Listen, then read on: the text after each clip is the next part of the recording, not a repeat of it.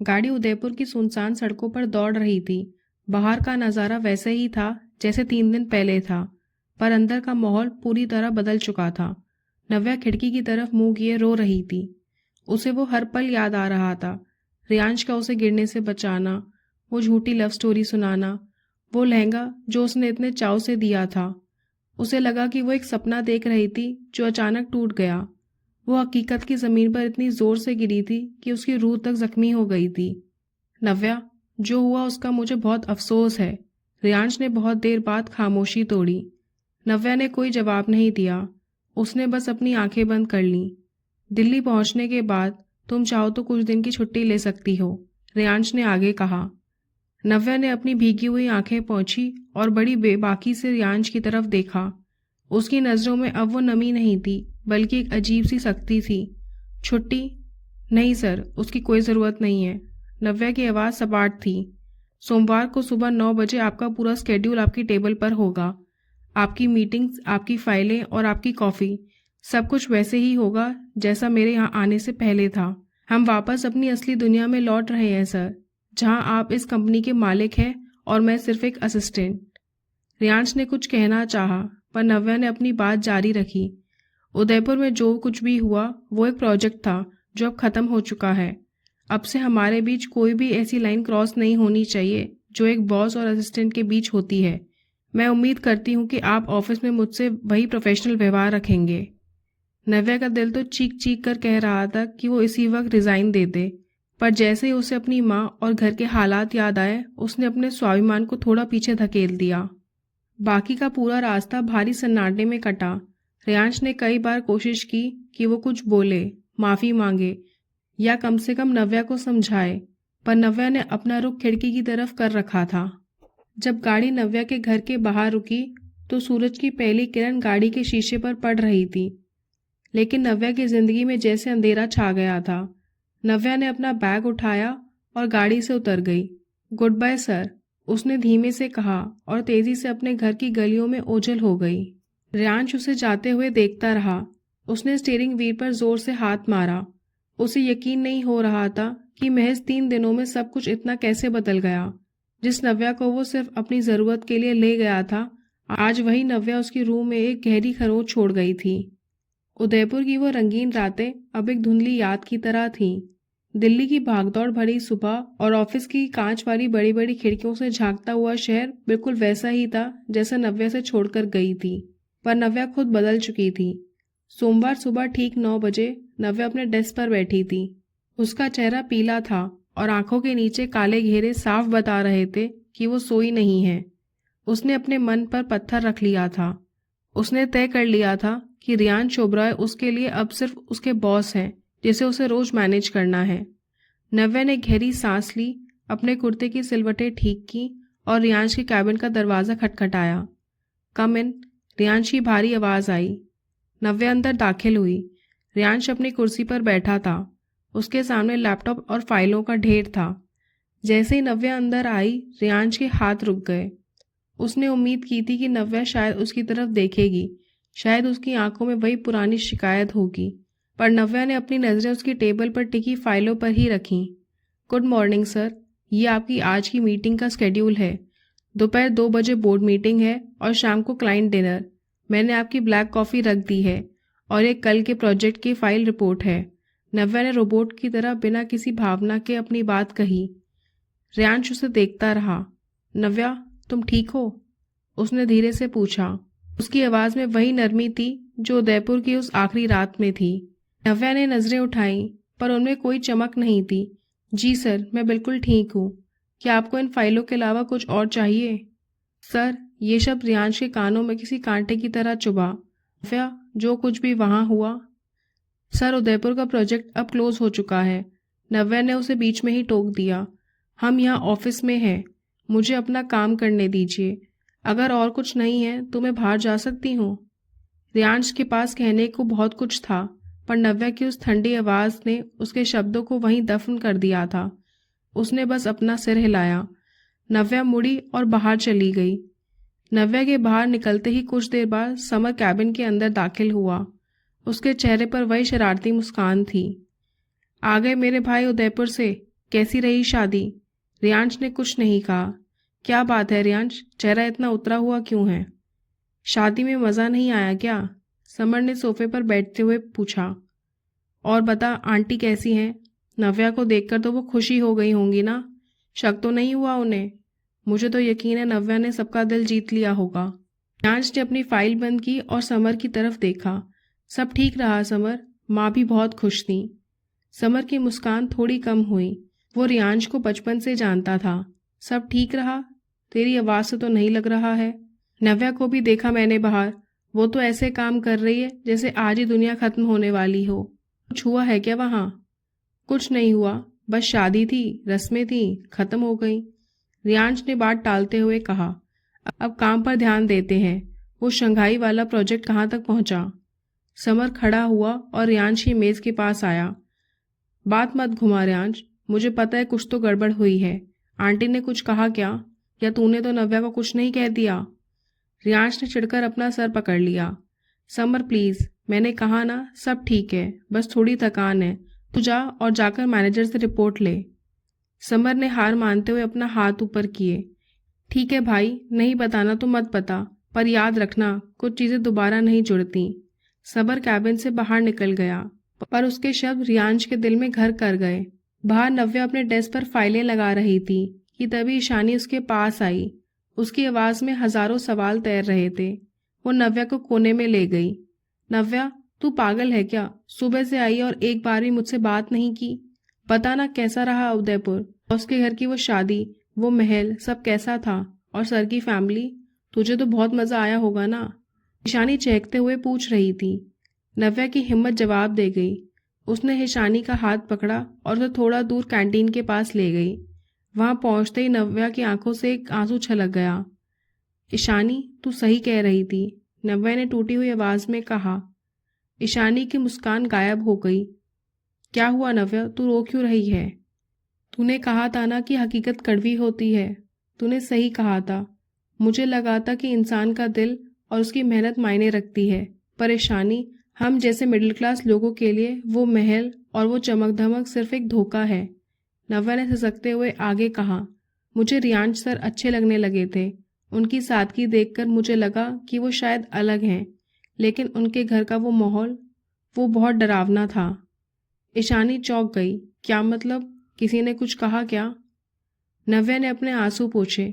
Sir की माँ, शादी के माहौल में जब मैंने उनकी मदद करनी चाही या सर के आसपास दिखी तो उन्हें लगा कि मैं अपनी हैसियत से बाहर जा रही हूँ। उन्होंने मुझे मेरी जगह दिखा दी, सिर्फ इसलिए क्योंकि मैं एक असिस्टेंट हूँ। उन्होंने मुझे ऐसे देखा जैसे मैं कोई कीमती चीज़ चुराने आई हूँ। उन्होंने बातों बातों में मुझे नीचा दिखाया। उन्होंने कहा कि कुछ लोग ऊंचे सपनों के चक्कर में अपनी औकात भूल जाते हैं। उनकी बातों ने मुझे ऐसा महसूस कराया जैसे मैं कोई अपराधी हूँ। और रियांश सर, उन्होंने तुझे डिफेंड नहीं किया? ईशानी ने गुस्से में पूछा।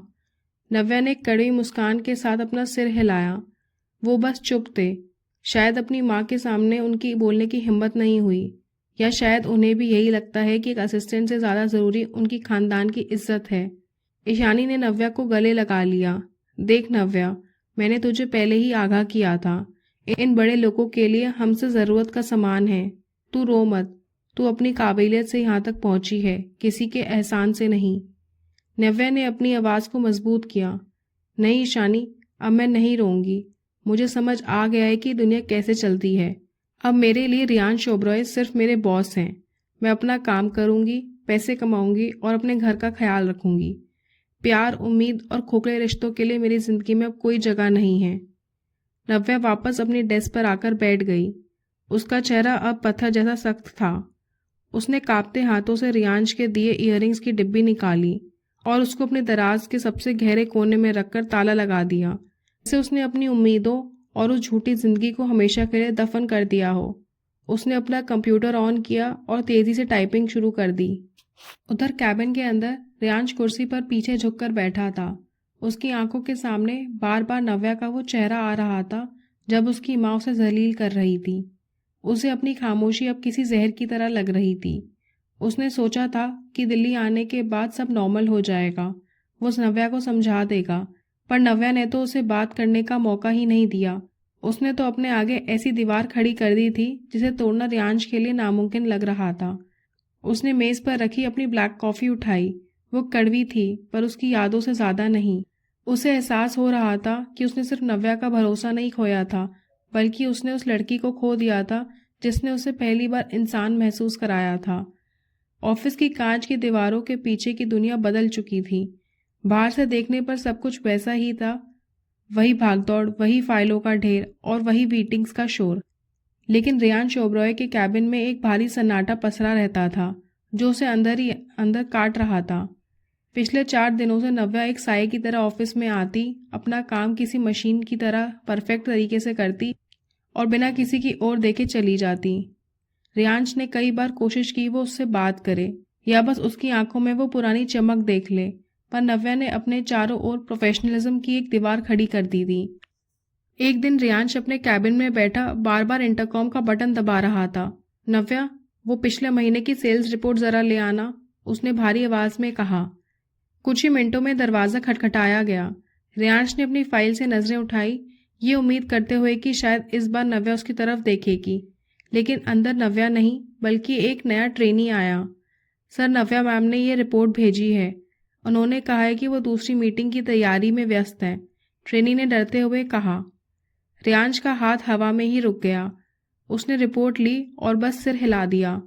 वो जानता था कि नव्या बिजी नहीं है, वो बस उसे अटेंशन नहीं दे रही है। लंच ब्रेक के समय रियांश ने देखा कि नव्या कैंटीन की तरफ जा रही थी। उसने अपनी घड़ी देखी और तुरंत अपनी जैकेट उठाई। उसे लगा कि शायद वहां भीड़ में वो उससे बात कर पाएगा। जैसे ही वो लिफ्ट के पास पहुंचा, देखा कि नव्या अंदर ही खड़ी थी। उसने जल्दी से अंदर कदम रखा। लिफ्ट का दरवाजा बंद हुआ। रियांश को लिफ्ट की स्टील की दीवार पर नव्या का अक्स दिख रहा था। वो बिल्कुल सामने देख रही थी, जैसे रियांश वहां मौजूद ही ना हो। नव्या, सुनो, रियांश ने आवाज को जितना हो सके नरम रखते हुए कहा। नव्या के हाथ एक पल के लिए ठिठके, पर उसने रियांश की तरफ मुड़कर भी नहीं देखा। उसने तुरंत अपना फोन कान पर लगाया। हाँ माँ, मैं बस ऑफिस से निकलने ही वाली हूँ। नहीं, कोई काम नहीं बचा है, मैं फ्री हूँ। अगले ही फ्लोर पर जैसे ही लिफ्ट रुकी, नव्या बिना पीछे मुड़े बाहर निकल गई। रियांश वहीं खड़ा रह गया। उसका हाथ अधूरी बात कहने के लिए हवा में ही रह गया। उसे पहली बार एहसास हुआ कि किसी का पास होकर भी कोसों दूर होना क्या होता है। रात के 11 बज रहे थे। ऑफिस की छत पर ठंडी हवा चल रही थी। रियांश हाथ में गिलास लिए शहर की लाइटों को देख रहा था, पर उसकी सोच कहीं और ही थी। कुछ देर बाद पीछे से समर के जूतों की आवाज आई। मुझे पता था तू यहीं मिलेगा। तू पिछले दिनों से ऑफिस में एक लाश की तरह घूम रहा है, क्या हुआ है? समर ने उसके बगल में आकर खड़े होते हुए पूछा। रियांश ने एक लंबी सांस ली और अपनी नजरें शहर की रोशनियों से हटा ली। सब खत्म हो गया है समर। वो अब मुझे देखती भी नहीं। ऐसा लगता है जैसे मैं उसके लिए कोई अजनबी हूँ, या शायद उससे भी बुरा, कोई ऐसा इंसान जिससे उसे नफरत है। समर ने एक हल्की मुस्कान के साथ उसकी ओर देखा। तूने नाम तो नहीं लिया, पर हम दोनों जानते हैं तू किसकी बात कर रहा है। पूरे ऑफिस को दिख रहा है तुम दोनों के बीच का खिंचाव। समर ने रियांश के कंधे पर हाथ रखा। उदयपुर में ऐसा क्या हुआ था भाई? तूने कहा था सब ठीक रहा, माँ खुश थी, फिर ये दूरियां कैसी और क्यों? रियांश की आंखों में उस रात का मंजर ताजा हो गया। उसने कांपती आवाज में समर को सब कुछ सच सच बता दिया। कैसे उसकी माँ ने नव्या को नीचा दिखाया, कैसे उन्हें पता चला कि वो एक असिस्टेंट है, और कैसे उन्होंने उसे लालची और चालाक कहा। और सबसे बुरा क्या था पता है समर? रियांश की आवाज भारी हो गई। मैं वहां खड़ा रहा, मैंने एक शब्द नहीं कहा। माँ नव्या को जलील कर रही थी, उसकी गरीबी का मजाक उड़ा रही थी, और मैं सिर्फ इस डर से चुप रहा कि अगर मैंने मुंह खोला तो तमाशा और बढ़ जाएगा। मैंने उसे उस भीड़ में अकेला छोड़ दिया, जबकि वो सिर्फ मेरे कहने पर मेरे लिए वहां आई थी। उस रात उसकी आंखों में जो सवाल थे, उनका जवाब मेरे पास आज भी नहीं है। समर खामोश होकर सुनता रहा। उसकी आंखों में रियांश के लिए गुस्सा और अफसोस दोनों थे। तू सच में बेवकूफ है रियांश, समर ने धीमे से कहा। मुझे पता है मैंने गलती की है, रियांश ने गिलास मेज पर पटकते हुए कहा, पर अब मैं क्या करूं? मैं माफी मांगना चाहता हूं। मैं उसे बताना चाहता हूं कि मुझे बुरा लग रहा है। समर मुड़ा और सीधे रियांश की आंखों में देखा। तुझे क्या लग रहा है रियांश? तुझे बुरा इसलिए लग रहा है क्योंकि तूने नव्या को हर्ट किया? नहीं भाई, तू गलत है। तुझे बुरा इसलिए लग रहा है क्योंकि तू उससे प्यार करने लगा है और अब तुझे डर लग रहा है कि तूने उसे हमेशा के लिए खो दिया है। रियांश एक पल के लिए चौंक गया। प्यार? नहीं समर, तू बात को बहुत आगे ले जा रहा है। वो मेरी असिस्टेंट है, उसने मुश्किल वक्त में मेरा साथ दिया, इसलिए मेरा फर्ज है कि मैं उसकी इज्जत करूं। ये प्यार व्यार? झूठ मत बोल खुद से। समर ने उसे बीच में ही टोक दिया। असिस्टेंट के लिए कोई इतनी रात तक छत पर खड़ा होकर खुद को नहीं कोसता। रियांश, तू उस दिन सिर्फ अपनी माँ की बातें सुनकर चुप नहीं था, बल्कि तू अपनी उस क्लास और स्टेटस के बोझ के नीचे दबा हुआ था जिसे तू तोड़ना नहीं चाहता। तुझे लग रहा है कि वो सिर्फ एक जरूरत थी, पर सच तो ये है कि तू उसके बिना अब खुद को अधूरा महसूस कर रहा है। तू डर रहा है ये मानने से कि वो एक मामूली सी लड़की तेरे जैसे रियांश ओबरॉय की कमजोरी कैसे बन गई। रियांश की आंखों में उलझन साफ दिख रही थी। वो अपनी जगह से हटकर रेलिंग के पास चला गया। मुझे नहीं पता समर, मुझे सच में नहीं पता कि मैं क्या महसूस कर रहा हूँ। मेरा दिमाग कहता है कि वो सिर्फ एक कलीग है, पर जब वो मेरे सामने से बिना देखे गुजर जाती है तो यहाँ, उसने अपने सीने पर हाथ रखा, यहाँ कुछ बहुत तेज चुभता है। मुझे समझ नहीं आ रहा कि ये गिल्ट है, पछतावा है, या वो जो तू कह रहा है। समर ने अपनी आवाज थोड़ी नरम की। तुझे पता है नव्या क्यों दुखी है? उसे आंटी की बातों का उतना बुरा नहीं लगा होगा जितना तेरी उस चुप्पी का लगा। उसे लगा होगा कि कम से कम तू तो उससे समझेगा, पर तू सिर्फ एक पत्थर की मूर्ति बनकर खड़ा रहा। तूने उसे सबके बीच बेगाना महसूस करा दिया रियांश, और अब वो तुझे एक अजनबी की तरह देख रही है क्योंकि उसके लिए वो भरोसा टूट चुका है। रियांश को अपनी सारी दौलत उस वक्त बेमानी लग रही थी। मैं क्या करूं समर? समर ने उसके पास जाकर धीमे से कहा, जा और उसे बता, पर इस बार अपनी ईगो और अपना ओबरॉय सरनेम बाहर छोड़कर जाना। और अगर वो तुझे माफ ना भी करे तो भी उसे ये हक है कि वो तेरा सच जान सके। तूने उसे चोट पहुंचाई है रियांश, और चोट का इलाज सिर्फ सच होता है। उसे हक है ये जानने का कि तेरी खामोशी का मतलब उसकी बेइज्जती करना नहीं, बल्कि तेरी अपनी कायरता थी। रियांश ने एक लंबी और गहरी सांस ली। वो अब भी कंफ्यूज था, लेकिन एक बात साफ थी, नव्या के बिना ये ऑफिस उसे काटने को दौड़ रहा था। वो मुझसे नफरत करती है समर, रियांश ने धीरे से कहा। नफरत वहीं होती है जहां कभी उम्मीद रही हो। समर ने हल्का सा मुस्कुराते हुए जवाब दिया। अभी भी वक्त है, इससे पहले कि वो तेरी जिंदगी से हमेशा के लिए चली जाए। अपनी खामोशी तोड़ दे रियांश। रियांश ने आसमान की तरफ देखा। समर की उन बातों ने रियांश के अंदर जैसे कुछ तोड़ दिया था। पूरी रात वो सोया नहीं, बल्कि अपनी गाड़ी लेकर शहर की सड़कों पर भटकता रहा। बार बार उसकी आंखों के सामने उदयपुर की वो रात और नव्या का वो चेहरा आ रहा था, जो उम्मीद भरी नजरों से उसकी तरफ देख रहा था। और रियांश ने बड़ी बुजदिली से अपनी नजरें फेर ली थीं। अगला दिन ऑफिस में किसी भारी सजा की तरह गुजरा। रियांश अपने कैबिन में बैठा रहा, पर उसका ध्यान अपने लैपटॉप की स्क्रीन पर नहीं, बल्कि कांच के पार अपनी डेस्क पर बैठी नव्या पर था। नव्या जो अब किसी रोबोट की तरह काम कर रही थी, ना कोई मुस्कुराहट, ना वो पुरानी खिलखिलाहट जो पूरे फ्लोर की थकान एक पल में मिटा देती थी। वो आती, अपना काम करती और बिना किसी से बात किए चली जाती। शाम ढलते ढलते आसमान का मिजाज बिगड़ने लगा। काले घने बादलों ने पूरे शहर को अपने आगोश में ले लिया और देखते ही देखते मूसलाधार बारिश शुरू हो गई। रियांश की जरूरी बोर्ड मीटिंग देर तक चली। जब वो कॉन्फ्रेंस रूम से बाहर निकला तो रात के करीब 12 बज रहे थे। पूरा फ्लोर खाली हो चुका था। लाइटें मध्यम थी और सन्नाटे में सिर्फ बाहर गिरते पानी की तेज आवाज गूंज रही थी। उसने देखा नव्या अभी भी अपने डेस्क पर थी। वो अपनी फाइलें समेट रही थी। उसका चेहरा थका हुआ था। रियांश का दिल जोर से धड़का। उसने अपना कोट कंधे पर डाला और धीरे से उसके पास गया। नव्या, बाहर बहुत तेज बारिश हो रही है। इस वक्त कैब मिलना मुश्किल है। मैं तुम्हें घर छोड़ देता हूँ। रियांश ने अपनी आवाज को जितना हो सके उतना नरम रखने की कोशिश की। नव्या ने जैसे कुछ सुना ही नहीं। उसने अपना बैग उठाया, फोन जेब में डाला और बिना कुछ बोले लिफ्ट की तरफ बढ़ने लगी। रियांश ने फुर्ती से कदम बढ़ाए और लिफ्ट के पास पहुंचकर उसका रास्ता रोक लिया। नव्या प्लीज, जिद मत करो, मैं बस तुम्हारी मदद करना चाह रहा हूँ। इतनी रात को तुम अकेले कैसे जाओगी? नव्या रुकी। इस बार उसने नजरें नहीं चुराई। उसने सीधे रियांश की आंखों में देखा, उन आंखों में जिनमें कभी वो अपना अक्स ढूंढ रही थी, पर आज वहां सिर्फ लावा था जो अचानक फूट पड़ा। मदद? कैसी मदद सर? वैसे ही जैसे आपने उदयपुर में की थी। नव्या की आवाज़ में एक अजीब सी कड़वाहट और टूटन थी। मुझे लगा था कि आप वो इंसान हैं जो मुझे मेरी हैसियत से नहीं, मेरी काबिलियत से पहचानते हैं। मेरी ही गलती थी कि मैंने आप जैसे इंसान से कोई भी उम्मीद रखी। मुझे लगा था कि उस शादी में जो हमारे बीच था, जो हंसी मजाक था, जो बातें थीं, वो सच थी। बेवकूफ़ तो मैं थी जो ये सोचने लगी कि शायद आपके मन में भी मेरे लिए कुछ है।